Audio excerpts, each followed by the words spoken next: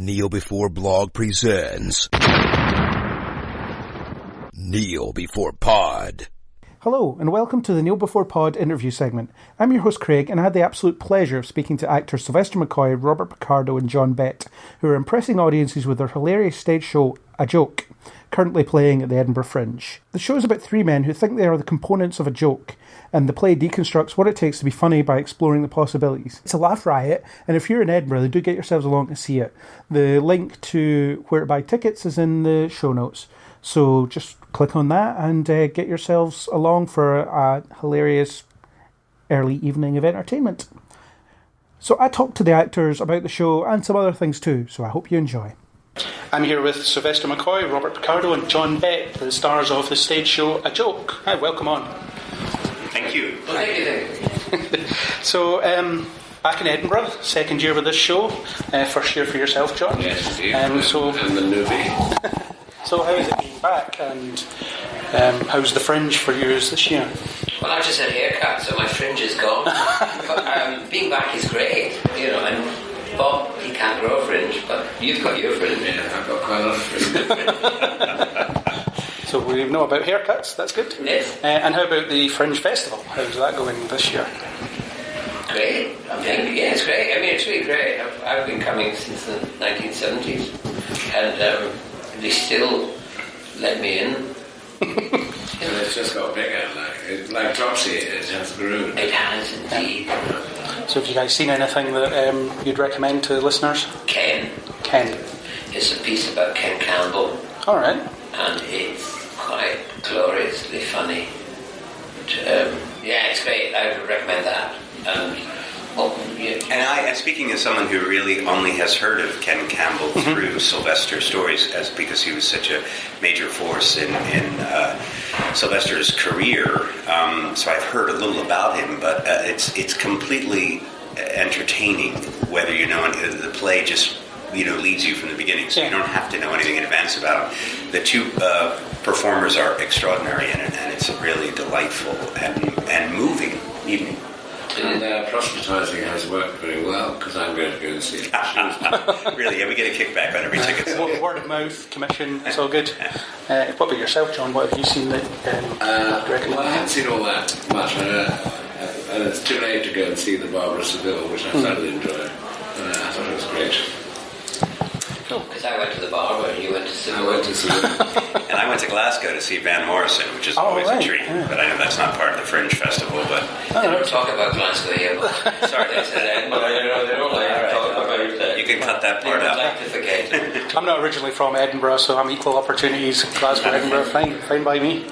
And as a newcomer to the Fringe Festival, this is only my second season working here, and I'd only been as an audience member once before. It's just one of the great events of the world. It's unlike anything else. We're to find, it's literally nearly 4,000 plays that are happening over the course of 4 weeks, and something like 56,000 performances over those 4 weeks. It's just and the sun shone during rehearsals, which is pretty good. Yeah, we've had some very nice weather. We've had a great summer. Only had hailstones once, a good amount of sun. Yeah. I love the bus system here, which I've fallen in love with. Yeah, you realise when you saw those hailstones why golf was invented. Just smacking them off the car. So this is your second year doing this show, and it seems it's very much a passion project to you, based on the fact it was crowdfunded and things like that. How did you guys get involved, and John as well? How did you get involved over as a kind of extra actor? From last year there was someone different, and this year it was like yourself. Do you want to talk about the genesis of it? Well, I got involved because Dan Freeman, who wrote it, and I worked together a lot, and we were very close and friendly. And I decided I didn't really want to do theatre anymore, because it's the hardest kind of work an actor does. And I thought, well, I'm going to just chill out and do films if I can, conventions around the world. Anyway, he said, I want to write a play for you. And I thought, well, we'll do it. And he did. And then he said to me, do you know Bob Picardo, don't you? I said, yeah. He said, well, could you get him in this radio audio thing we're doing? And then after Bob did that and passed the test, he said, do you think he might do the play?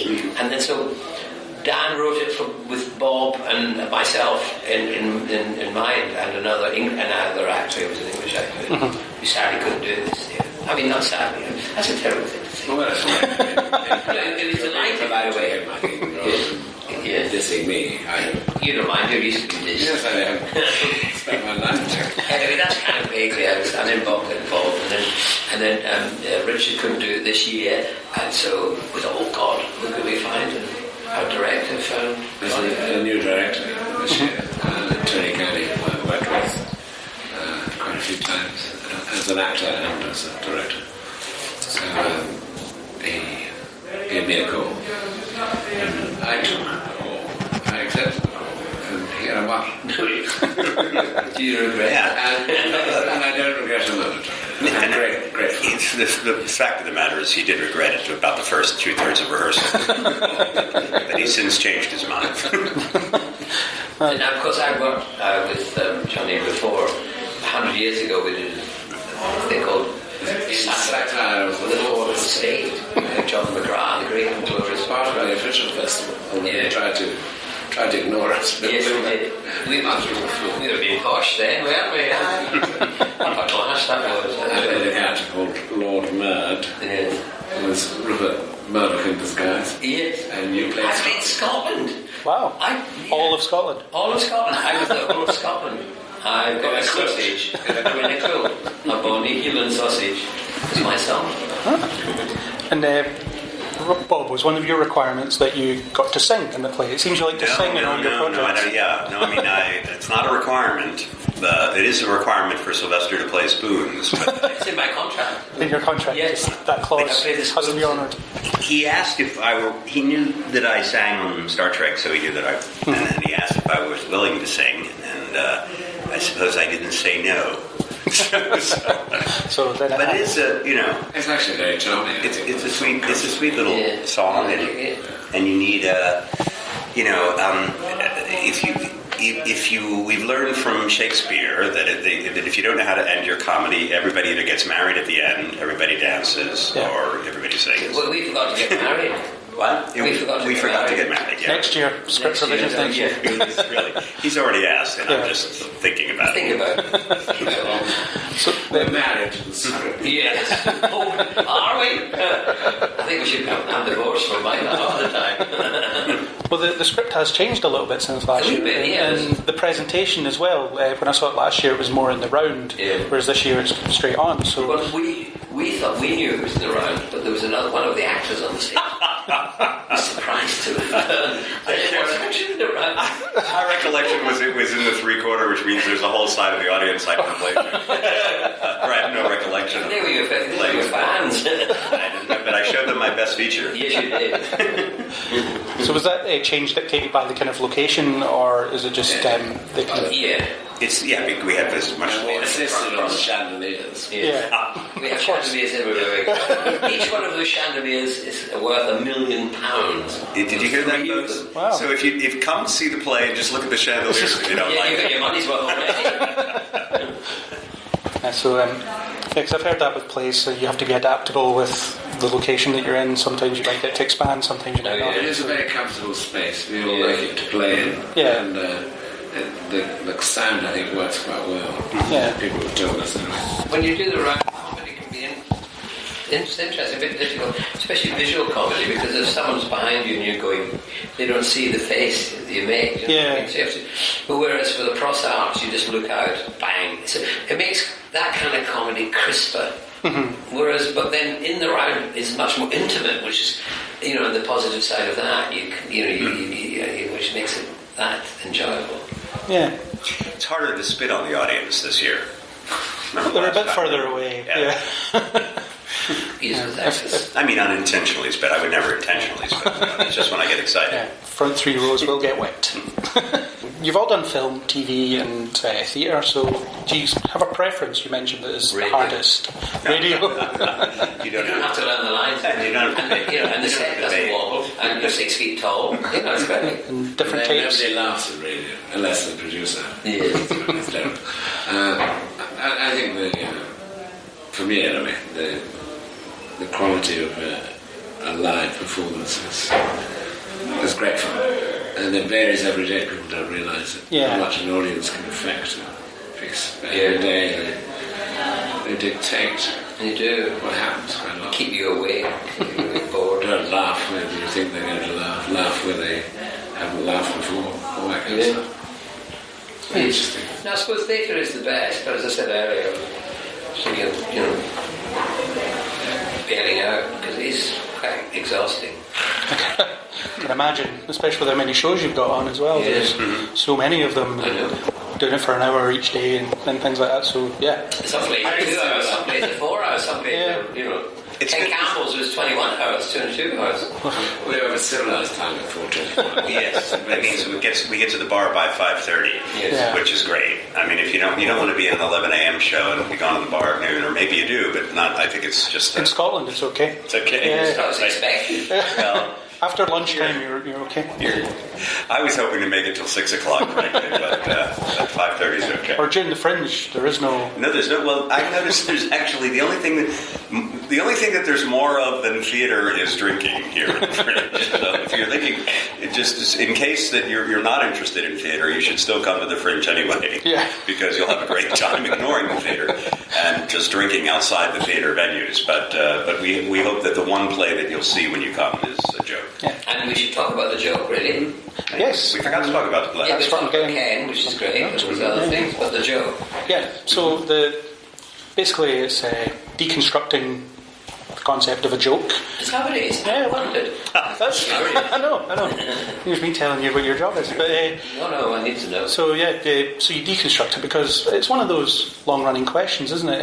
In anything, what's funny? Yeah. Like what makes something funny? Because obviously the humour is more subjective than a lot of other things. Someone will find something hilarious and others won't. So was that kind of the idea behind it, just to explore what might be funny? Yes, I think that was Dan's thing, was to work out what was humorous and what wasn't. And also, you have a great excuse to tell bad jokes.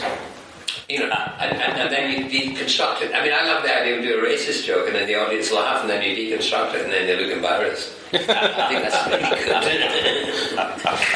good. And the through line of the narrative is the jokes get a bit more coherent as it goes on as well. Yeah. So I'm guessing it's Well, I'm deliberate. responsible for the incoherent ones at the beginning.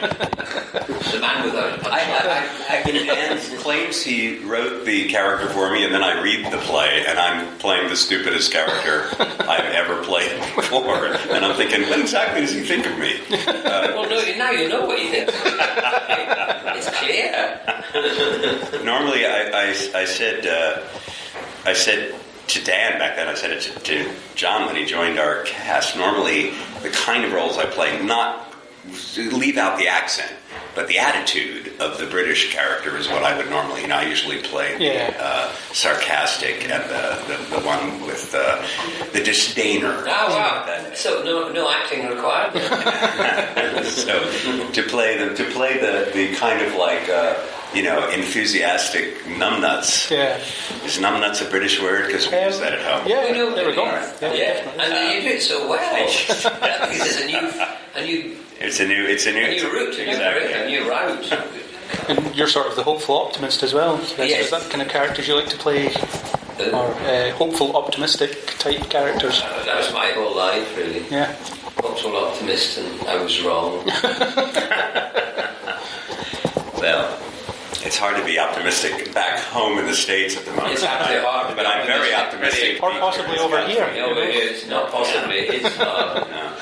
No, I mean, we started it off with Brexit, and you took up the baton and ran and made it even more exaggerated. What was the name of the play about the Fourth Estate? Did you? The satire of the Fourth. Well, if you turn it into the assassination of the Fourth Estate, you could go do it. Yeah, that's exactly what it is. Yeah, he's destroying democracy in America. Yeah. And obviously you're the cynic, John. I'm a self-confessed bad guy. Play. I'm obviously the bad guy. They're all more fun. Yeah. And I'm English. I don't know what. I'm not really English, of course, but I'm supposed to be English. And do you enjoy playing cynical characters? Yes, I do. Just to get to drag the mood down. He's constantly he is the for meaninglessness, that nothing has any meaning. And of course the Irishman is searching for meaning and the Scotsman is along for the ride. He's happy for whatever's happening, as long as people are engaged and doing something. Yeah. He's happy to be on the journey, which ultimately, because they represent different viewpoints of life. You have the, John's character being so cynical and negative. You kind of wonder, why bother? Why live at all if you're going to be that? Whereas, and then the Irishman is the one who's searching for meaning, but optimistically, and his optimism is bruised a bit by the Englishman's negativity. And my character is just, my key line is, why does it have to be anything? Why does life have to mean anything? Let's just be. Is his good philosophy? Yeah. Years ago, I was in a socialist theatre company with Julian Stagg and Black Lacan, and one of the founders said to me, "You're not really a socialist. What you are is a romantic anarchist." I think I'm a romantic anarchist in this. Yes. No, it's a lovely report. That's a great thing. He gets a lot of laughs out of negativity, which is not easy to do, especially when a character that kind of announces his worldview and doesn't really change in the play. John squeezes maximum amusement out of. I suppose Samuel Beckett tries that, doesn't he? He does it very well. Yeah. So what do you see yourselves doing next? Is the play going to expand? Living. Just take some time, chill out? At my age, that's all I see myself doing next. Me, I'm off to go to Bangkok by train all the way from London, England. Oh, wow. Yep, I'm going through Paris to pick up a train to Moscow to Mongolia to China to Vietnam to... He's about to read his first grandchild. Yeah, my first grandchild is about to come into the world. Oh, wow. Congrats. A little girl called Lily, we think. Well, they're going to say to her, "Hello, Lily," and if she goes, "Yeah," they'll call her Fred. While he's chasing the lilies of the field, Yes. I'm going to say a little punt in for the show that I'm doing next, which is something I've written and directed, called Tipping the Hat. It's a show about Flanders and Swan. And it's going on at the Oran Moor, the Tramhouse, and Haddow House. Good venues. Show. Yeah. And when does that drop? It starts on the 24th of September. All right, so soon, very soon. And because I haven't done enough science fiction in my life, I will be in the next season of Orville, the Seth MacFarlane. Ah, yes. Yeah, you were in the first season. I had a cameo in that. Now I have... can't get enough science fiction. It can't get So when enough does science that fiction. start? I've already done it. All right. And they have, I think, 10 new episodes coming out. Orville, that was a puppet we had, wasn't it? Yeah. This is Duck. Is it a duck? The duck, yeah. Orville. But this is a spaceship called the USS Orville. Oh, right. And it's basically... named after the puppet. It really is his version of Star Trek. He went to CBS, pitched them. He said, I'd like to do the new Star Trek show. And they said they were afraid to take their $1 billion franchise and put it in Seth MacFarlane's hands because they didn't know what he would do with it. So then when they said no to him, he just said, "Okay, I'll make my own show that will be remarkably Star Trek related." Yeah. There you go. And you probably get asked this all the time. In fact, you definitely do. But could you say the famous line just on the recording? Of mine? Yeah. I told you. Please state the nature of the medical emergency. Brilliant. Yeah, Excellent. you wouldn't think that's not a great catchphrase. Thanks for the memories. It's much better. We've got that too. So is the play going to endure? Is it going to be back at Fringe next year? Is it going to appear Who in other knows? venues? This who doesn't know, because he's no longer in charge of the TARDIS. Some other becker's taken it off him. If I knew, I'd tell you. Cool. So we'll We watch don't this know. space. It may have a future life at this point. I know the producers are interested in doing it elsewhere. Mm-hmm. So, and we've gotten some very nice reviews, including a 5-star review that said that the West End and Broadway await. So Yeah, cool. Yeah, but it was the Broadway, it was Ealing Broadway. All right, Fulham. Oh, it's more classy. So, last question, it's the one we always do. Ask, what superpower would you have and why? Anyone you can want, anyone you can think of. There is no limit. yes, and don't say testosterone, man. You just say that if you want. You can say it if you want. I would just like to fly. I think That's a popular one. That saves on airfares. Saves you money, yeah. I would like to do what Superman did, because my real name is Kent. So as a child, I was Clark Kent, and I used to go into a telephone box and take my clothes off and come out and get arrested. That's when my real came back. Do you mean have X-ray vision or just everything Superman? The whole picture wouldn't. Really? I think mind reading would be good for me. You know. Yeah. Quite invasive, though. It's very invasive. Yeah. You don't want to know what people really think. Really think of me. You don't want to know what we really think. I've read your mind. It's a very short story. Good answers. Thank you very much. And thanks for coming on the show. Thanks for taking the time to talk to me. It's been an absolute pleasure. Thank you very much. Thank you. Lovely questions. That was my interview with the cast of A Joke. I wish them all the best with the show and their other projects. If you like what you heard, then hit that subscribe button on iTunes, YouTube, or any major podcasting app.